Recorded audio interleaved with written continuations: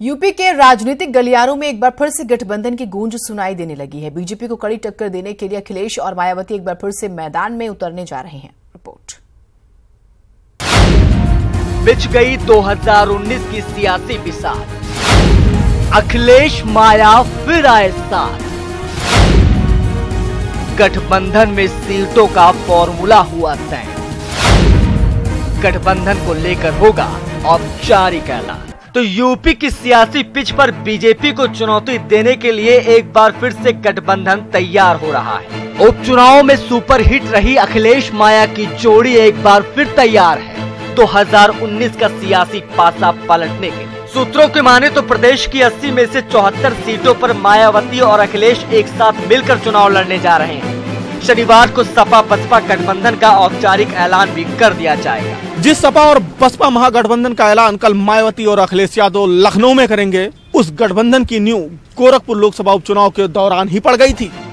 2014 के आम चुनाव और 2017 के विधानसभा चुनाव में मुंह की खाने के बाद बसपा सपा गोरखपुर और फूलपुर के उपचुनाव में एक साथ मिलकर लड़ी और दोनों ही सीटों पर गठबंधन को बड़ी सफलता मिली। और अब 2019 के लोकसभा चुनाव के लिए भी सपा बसपा गठबंधन का फॉर्मूला लेकर ही मैदान में उतरने जा रहे हैं। यूपी में गठबंधन के लिए फॉर्मूला तय हो चुका है। 2019 के लोकसभा चुनाव में सपा और बसपा 37 सीटों पर चुनाव लड़ सकते हैं। अमेठी रायबरेली में दोनों पार्टियां कांग्रेस को समर्थन देंगी। शनिवार को लखनऊ के होटल ताज में मायावती और अखिलेश यादव पीसी करके गठबंधन का औपचारिक ऐलान करेंगे। जाहिर है 2019 के आम चुनाव में बीजेपी ने यूपी में क्लीन स्वीप करते हुए सपा बसपा के परखच्चे उड़ा दिए थे। समाजवादी पार्टी को जहां 5 सीटें मिली थी, वहीं बसपा का खाता तक नहीं खुला था। लेकिन 5 साल बाद अब तस्वीर पूरी तरह से बदल चुकी है और इसका संदेश 3 लोकसभा सीटों के उपचुनाव में जनता दे चुकी है। ये गठबंधन निश्चित तौर पर बीजेपी के लिए सबसे बड़ी चुनौती होगी। यानी 25 साल बाद, 2.5 दशक बाद अखिलेश यादव और मायावती एक साथ कल प्रेस कॉन्फ्रेंस करेंगे। लेकिन उसके पहले गठबंधन के फार्मूले ने बीजेपी को बेचैन कर दिया है। इस गठबंधन के फार्मूले में अनुप्रिया पटेल और ओम प्रकाश राजभर के लिए भी एक सीटें छोड़ने का फैसला किया गया है, तो राहुल और सोनिया की सीटें भी छोड़ी जाएगी। इससे भी बड़ी बात यह कि प्रधानमंत्री नरेंद्र मोदी के खिलाफ वाराणसी की संसदीय क्षेत्र की सीट पर संयुक्त प्रत्याशी अपना गठबंधन उतारेगा। यानी बीजेपी के सामने ये बड़ी चुनौती होगी कि आखिर गठबंधन के उस फार्मूले को कैसे हराए जो 42% के वोट शेयर तक पहुंच चुका है। वीडियो जर्नलिस्ट अखिलेश के साथ अजीत सिंह, न्यूज 18 लखनऊ। और क्या कुछ रिएक्शंस आ रहे हैं वो भी सुनिए जरा। हमारी अभी जयंत की अखिलेश जी से मीटिंग हुई थी और महागठबंधन में हम शामिल हैं। अब मुझे जानकारी नहीं है कहाँ कब प्रेस कॉन्फ्रेंस हो रही है। मैं तो कल से यहीं हूँ। 2 सीट बताया जा रहा है कि आरएलडी को दी जा रही है। अभी सीटों की बातचीत नहीं हुई। आप कितनी परिपक्षा कर रहे हैं कि लड़ेंगे? अभी जब सीटों की बातचीत हम जो गठबंधन के साथी हैं उनसे करेंगे। अगर 2 सीट मिलती है तो क्या आरएलडी सीट रहेगी? जब सीटों की गठबंधन की बात होगी तब ये बात होगी। बीएसपी एसपी 37 सीटों पर लड़ रही है, जबकि अमेठी और रायबरेली पर कोई प्रत्याशी नहीं खड़ा करना चाह रही। भाई ये मैंने अखबारों में भी पढ़ा है, लेकिन अभी सतीश शर्मा जी ने खुद टीवी पे कहा है कि अभी बातचीत नहीं हुई है और अभी किसी को इंक्लूड या एक्सक्लूड करने की बातचीत भी नहीं हुई। उनका विश्वास करना कल प्रेस कॉन्फ्रेंस अजय सिंह जी, एक चीज ये है कि क्या कांग्रेस महागठबंधन का हिस्सा होगी? देखिए, ये जो बड़ी पार्टी 2 है यहाँ पे अपोजिशन में, मायावती जी हैं और अखिलेश जी हैं, ये वो तय करेंगे। क्या कल की प्रेस कॉन्फ्रेंस में आरएलडी की तरफ से आप या जयंत चौधरी जी शामिल होंगे?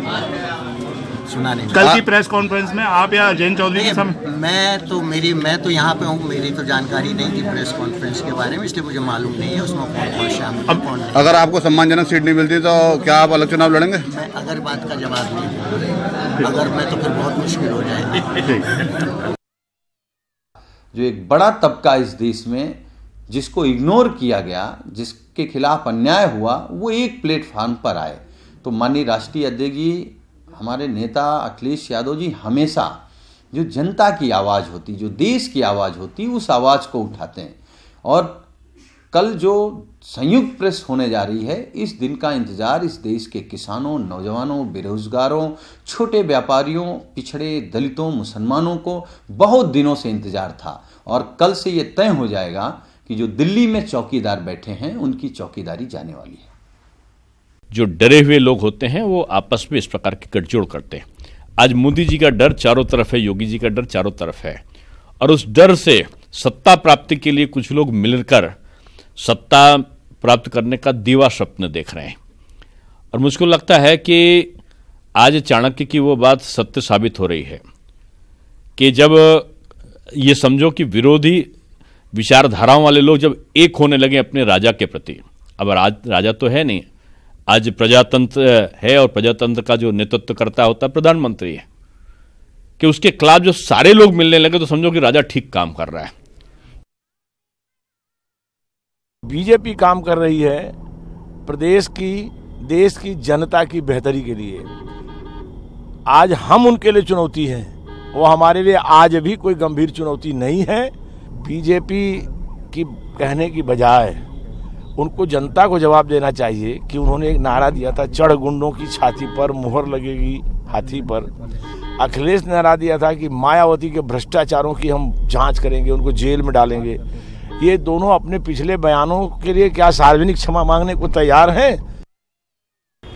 देखिए, लोकसभा के चुनाव 2019 के होने वाले हैं और उससे पहले हर पार्टी अपनी अपनी प्रेस कॉन्फ्रेंस भी करेंगे, अपना किस तरीके से चुनाव लड़ेंगे, किसके साथ चुनाव लड़ेंगे, इसके बारे में भी प्रेस कॉन्फ्रेंस करेंगे। और उसी तरह से अगर बहुजन समाज पार्टी और समाजवादी पार्टी वो भी अगर प्रेस कॉन्फ्रेंस करके अपनी घोषणा करते हैं तो इसमें आपत्ति क्या बात है? मैं सोचता हूँ सही है। तो ये भी गठबंधन कोई नई चीज नहीं है। लोग परेशान झूठे हैं। पिछड़ी जाति के 27% आरक्षण में सिर्फ बंटवारा कर दे भाजपा। 80 लोकसभा सीट में हर सीट पर 5 लाख, 6 लाख, 7 लाख, 8 लाख वोट अर्कबंशी का, प्रजापति का, कश्यप का, निषाद का, बिंद का, केवट का, मल्लाह का, राजभर का, गुजर का, बिहार का, यारक का, गुप्ता का, चौरसिया का, ये अकेले वोट है। यही वोट तो चुनाव जितवाता और हराता है। यही काम भाजपा कर दे तो सपा बसपा गठबंधन के पास वोट कहाँ है?